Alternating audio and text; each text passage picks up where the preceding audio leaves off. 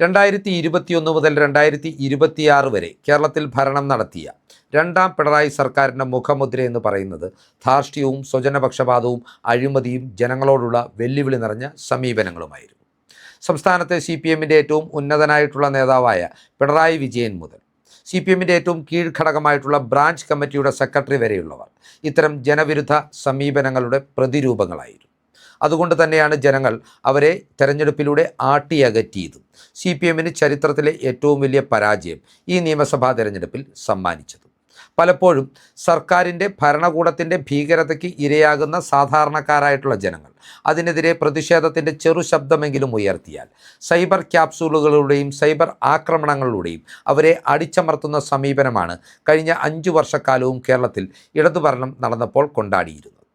നേതാക്കളുടെ എത്ര വലിയ വൃത്തികേടായാലും അതിനെ ന്യായീകരിക്കുവാൻ മടിയില്ലാത്ത അന്തം കമ്മികളെന്ന് വിശേഷിപ്പിക്കാവുന്ന CPM സൈബർ പോരാളികൾ ഏറ്റവും അധികം വേട്ടയാടിയത് രാഷ്ട്രീയ എതിരാളികളെയല്ല, നേരെ മറിച്ച് സർക്കാരിനെതിരെ ശബ്ദമുയർത്തിയ നിഷ്പക്ഷരായിട്ടുള്ള സർവ്വസാധാരണക്കാരിൽ സാധാരണക്കാരായിട്ടുള്ള പൊതുജനങ്ങളെയാണ്.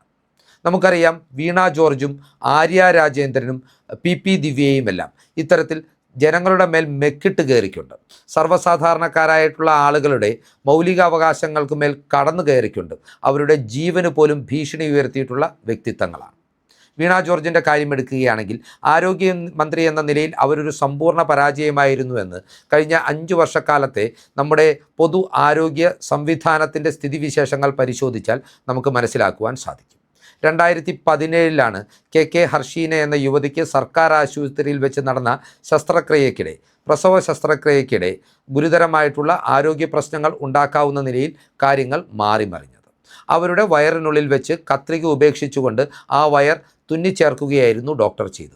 പിന്നീട് 2022 സ്വകാര്യ ആശുപത്രിയിൽ നടത്തിയ പരിശോധനയിലാണ് നിരന്തരമായ വയറുവേദനയെ തുടർന്ന് സ്വകാര്യ ആശുപത്രിയിൽ പരിശോധനയ്ക്കെത്തിയപ്പോഴാണ് ഹർഷീനയുടെ വയറിനുള്ളിൽ കത്രികയുണ്ട് എന്ന് തിരിച്ചറിഞ്ഞത്. എന്നാൽ ഹർഷീന ഉയർത്തിയ ഈ ഒരു ആരോപണത്തെ തീർത്തും നിഷേധാത്മകമായിട്ടാണ് വീണ ജോർജ് എന്ന ആരോഗ്യമന്ത്രിയും പിണറായി വിജയൻ്റെ നേതൃത്വത്തിലുള്ള സർക്കാരും സമീപിച്ചത്. ഹർഷീന പറയുന്നത് കളവാണ് എന്ന നിലയിലുള്ള പ്രതികരണങ്ങളാണ് ആരോഗ്യമന്ത്രിയുടെ ഭാഗത്തു നിന്ന് ആദ്യാവസാനം ഉണ്ടായത്. നിരന്തരമായി ഹർഷീന നടത്തിയ സമരങ്ങളോട് പോലും മുഖം തിരിച്ചുകൊണ്ട് സൈബർ ഇടങ്ങളിൽ അവരെ കടന്നാക്രമിക്കുവാനായി CPM സൈബർ ഗുണ്ടകളെ നിയോഗിക്കുന്ന സമീപനമായിരുന്നു സർക്കാർ സ്വീകരിച്ചത്.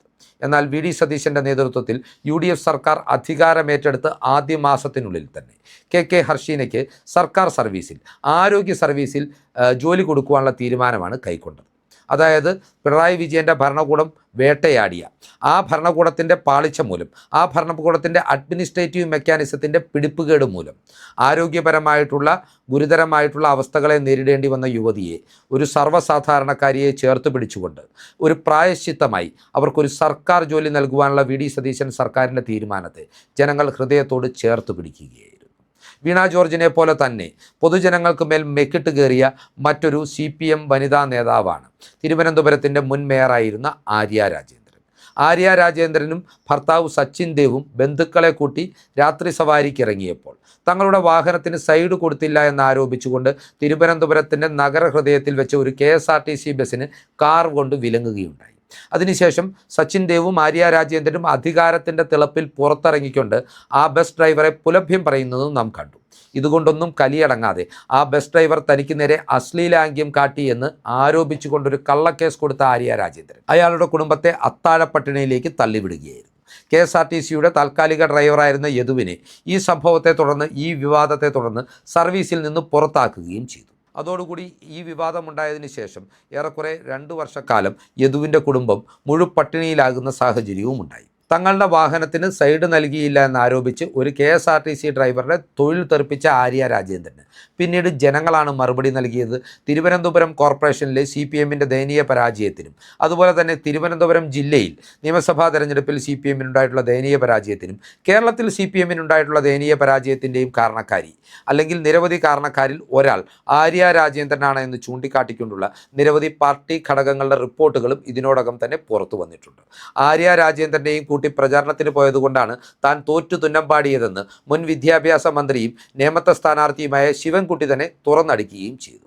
ഏതൊക്കെയാണെങ്കിലും ആര്യ രാജേന്ദ്രൻ്റെ ഭർത്താവ് സച്ചിൻ ദേവും കഴിഞ്ഞ നിയമസഭാ തെരഞ്ഞെടുപ്പിൽ CPMൻ്റെ ഉരുക്കുകോട്ടയായ ബാലുശ്ശേരിയിൽ നിന്ന് പരാജയപ്പെട്ടതിന് പിന്നിലെ പ്രധാനപ്പെട്ട കാരണങ്ങളിലൊന്നും ആര്യ രാജേന്ദ്രനും സച്ചിൻ ദേവും ചേർന്ന് യദുവിൻ്റെ കുടുംബത്തോട് നടത്തിയ ഈ ക്രൂരതയായിരുന്നു എന്ന കാര്യത്തിലും തർക്കമില്ല. ഈ യദു എന്ന് പറയുന്ന ആര്യ രാജേന്ദ്രൻ്റെയും ഭർത്താവിൻ്റെയും ധാർഷ്ട്യത്തിന് ഇരയായ KSRTCയിൽ നിന്ന് ജോലി നഷ്ടപ്പെട്ട ചെറുപ്പക്കാരനെയും UDF സർക്കാർ ഭരണത്തിൻ്റെ ആദ്യ നാളുകളിൽ തന്നെ ചേർത്ത് പിടിച്ചിരിക്കുകയാണ്. യദുവിനിപ്പോൾ താൽക്കാലികമായി സർക്കാർ ജോലി നൽകിയിരിക്കുന്നത് നിയമസഭയിലാണ്.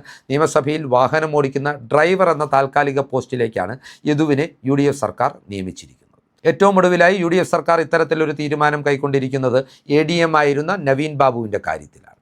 PP ദിവ്യ എന്ന CPMൻ്റെ പ്രാദേശിക നേതാവിൻ്റെ ധാർഷ്ട്യത്തിനും മാനസിക പീഡനത്തിനും പൊതുവേദിയിൽ ഇരയായതിനെ തുടർന്നാണ് ADM ആയിരുന്ന നവീൻ ബാബു സ്വയം ജീവനൊടുക്കിയത്. നവീൻ ബാബുവിൻ്റെ മരണത്തിന് കാരണക്കാരി ആര് എന്ന് ചോദിച്ചാൽ കേരളത്തിലെ ഏതു കൊച്ചുകുട്ടിയും PP ദിവ്യയുടെ തന്നെ പേര് പറയും.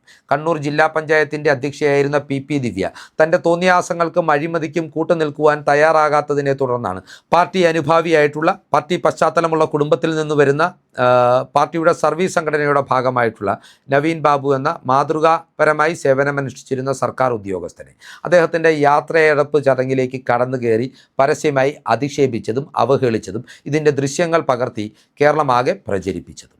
ഈ ഒരു അപമാന ഭാരത്തിൽ ജനങ്ങളെയും കുടുംബാംഗങ്ങളെയും അഭിമുഖീകരിക്കുവാൻ ആത്മവിശ്വാസമില്ലാതായതോടെയാണ് നവീൻ ബാബു ജീവനൊടുക്കിയതെന്നാണ് പരക്കെ വിശ്വസിക്കപ്പെടുന്നത്. ഏതൊക്കെയാണെങ്കിലും ഇത്തരത്തിൽ ജീവൻ നഷ്ടമായ നവീൻ ബാബുവിൻ്റെ മകൾക്കും സർക്കാർ സർവീസിൽ ജോലി നൽകിക്കൊണ്ട് UDF സർക്കാർ അവിടെയും കരുതലിൻ്റെ കരമാകുകയാണ്. നമുക്കറിയാം, ഈ സർക്കാർ അധികാരമേറ്റെടുത്ത ആദ്യ നാളുകൾ മുതൽ തന്നെ സർക്കാരിനെ വിവാദത്തിലേക്ക് തള്ളിവിടുവാൻ ചില മാധ്യമങ്ങളെ കൂട്ടുപിടിച്ച് CPMും ഇടതുപക്ഷവും ബോധപൂർവമായ പല ശ്രമങ്ങളും നടത്തുന്നുണ്ട്. എന്നാൽ ജനങ്ങൾ ഇക്കാര്യം തീരെ ഗൗനിക്കുന്നേയില്ല എന്നതാണ് വാസ്തവം. കേരളത്തിലെ ജനങ്ങൾ ഏറെ പ്രതീക്ഷയോടുകൂടി കാണുന്ന, കേരളത്തിൻ്റെ രക്ഷകനാകുമെന്ന് അവർ വിശ്വസിക്കുന്ന മുഖ്യമന്ത്രിയായിട്ടുള്ള VD സതീശനെ അഴിമതി ആരോപണത്തിൻ്റെ നിഴലിൽ നിർത്തുവാനുള്ള ശ്രമങ്ങളാണ് ഇപ്പോൾ CPM ചില മാധ്യമങ്ങളെ കൂട്ടുപിടിച്ച് നടത്തുന്നത്. എന്തൊക്കെയാണെങ്കിലും ജനങ്ങൾ ഇതൊന്നും മൈൻഡ് ചെയ്യുന്നില്ല എന്ന് മാത്രമല്ല, CPM നേതാക്കളെ പൊതുവഴിയിൽ കണ്ടാൽ കൈകാര്യം ചെയ്യുമെന്ന നിലയിലേക്ക് ജനപ്രിയ തീരുമാനങ്ങളുമായി UDF സർക്കാർ മുന്നേറുമ്പോൾ ഇപ്പോൾ പെരുവഴിയിലിറങ്ങുവാൻ നിവൃത്തിയില്ലാതെ നിൽക്കുകയാണ് CPMൻ്റെ 3 വനിതാ നേതാക്കൾ. അതായത് ഹർഷീനയോട് നിഷേധാത്മകമായിട്ടുള്ള സമീപനം സ്വീകരിച്ച് അവരെ വേട്ടയാടിയ മുൻ ആരോഗ്യമന്ത്രിയായിട്ടുള്ള വീണ ജോർജിനോ, അതുപോലെ തന്നെ യദുവിൻ്റെ കുടുംബത്തോട് ക്രൂരത കാട്ടിയ ധാർഷ്ട്യത്തിൻ്റെ മുഖമുദ്രയായിട്ടുള്ള മുൻ മേയർ ആര്യ രാജേന്ദ്രനും, കണ്ണൂർ ജില്ലാ പഞ്ചായത്തിൻ്റെ മുൻ അധ്യക്ഷയായിട്ടുള്ള PP ദിവ്യയോ ഇപ്പോൾ CPMന് പോലും എടുക്കാച്ചരക്കുകളാണ്. പാർട്ടി വേദികളിലേക്ക് അവരെ ക്ഷണിക്കുവാൻ പാർട്ടി നേതാക്കൾ താൽപ്പര്യപ്പെടുന്നില്ല. പാർട്ടി അണികൾ അവരെ തെരുവിൽ കണ്ടാൽ കൂകി ഓടിക്കുമെന്ന സ്ഥിതിയിലാണ്. പൊതുജനങ്ങൾ ഒരുപക്ഷെ അവർ ഇനിയും തെരുവിലിറങ്ങി ധാർഷ്ട്യം പ്രകടിപ്പിച്ചാൽ കൈകാര്യം ചെയ്യാൻ പോലും മടിക്കില്ല എന്നൊരു മനോഭാവത്തിലേക്കും നീങ്ങുകയാണ്. എന്നാൽ ഇത്തരക്കാരുടെ ധാർഷ്ട്യത്തിനിരയായി, ഇത്തരക്കാരുടെ പീഡനത്തിനിരയായി ജീവൻ പോലും നഷ്ടപ്പെട്ട, ഉപജീവന മാർഗം പോലും നഷ്ടപ്പെട്ടിട്ടുള്ള കുടുംബങ്ങളെ ചേർത്ത് പിടിച്ചുകൊണ്ട് UDF സർക്കാർ മുന്നോട്ട് പോകുമ്പോൾ ഒരു കാര്യം തീർച്ചയാണ്, പിണറായി യുഗം മാത്രമല്ല CPM യുഗവും കേരളത്തിൽ അവസാനിക്കുകയാണ്. CPM യുഗത്തിൻ്റെ കേരളത്തിലെ അവസാനത്തിന് കാരണക്കാരായിട്ടുള്ളവരിൽ പിണറായി വിജയൻ്റെ കൂട്ടുപ്രതികളായി മുൻപന്തിയിൽ നിൽക്കുന്ന ഈ വനിതാ നേതാക്കളുടെ ക്രൂരതകൾ തിരുത്തിക്കൊണ്ട് UDF സർക്കാർ കാലത്തിൻ്റെ കാവ്യനീതി നടപ്പാക്കുകയാണ്. ഈ രാഷ്ട്രീയ വിശകലനം പ്രേക്ഷകർക്കായി പങ്കുവച്ചുകൊണ്ട് ഈ വീഡിയോ ഇവിടെ അവസാനിപ്പിക്കുകയാണ്. കൂടുതൽ രാഷ്ട്രീയ വാർത്തകൾക്കും വിശകലനങ്ങൾക്കുമായി ഞങ്ങളുടെ ചാനൽ സബ്സ്ക്രൈബ് ചെയ്യുക. നന്ദി.